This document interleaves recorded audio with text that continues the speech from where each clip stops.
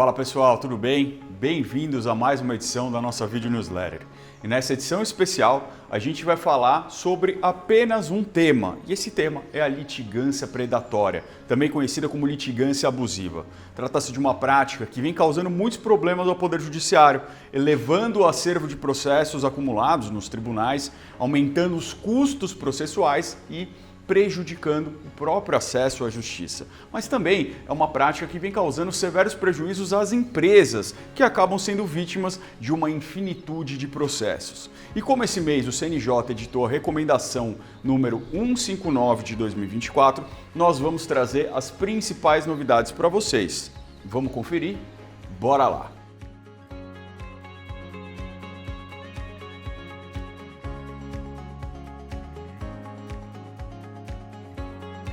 O que é litigância predatória?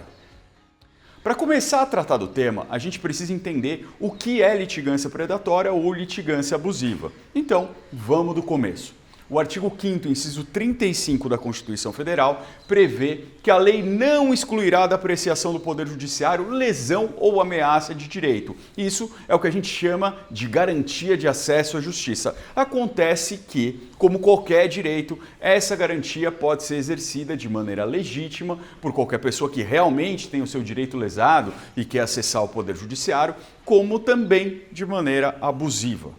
Essas práticas abusivas muitas vezes são conduzidas por advogados ou escritórios de advocacia que aliciam empregados ou ex-empregados de empresas para a proposição de ações oferecendo vantagens fáceis, mas muitas vezes incabíveis. É a isso que se chama de advocacia predatória. A recomendação do CNJ, pela primeira vez, conceituou essa prática.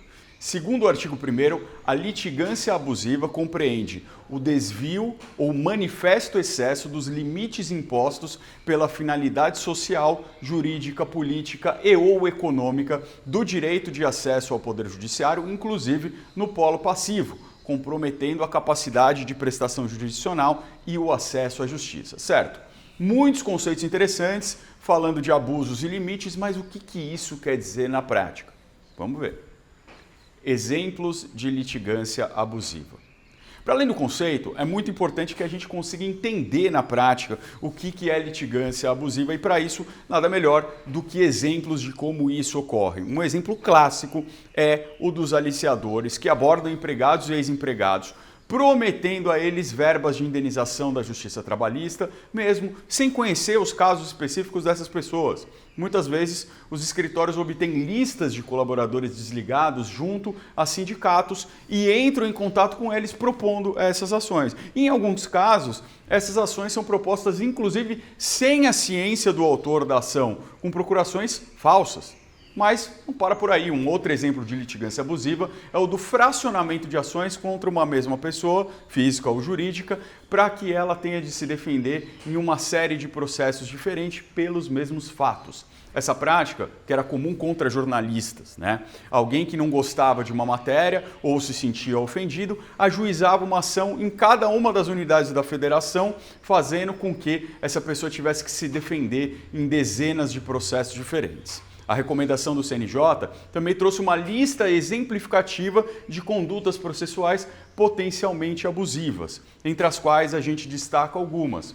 A proposição de várias ações judiciais sobre o mesmo tema pela mesma parte autora distribuídas de forma fragmentada, pedidos habituais e padronizados de dispensa de audiência preliminar ou de conciliação, submissão de documentos com dados incompletos, ilegíveis ou desatualizados, frequentemente em nomes de terceiros, distribuição de ações idênticas, entre tantas outras.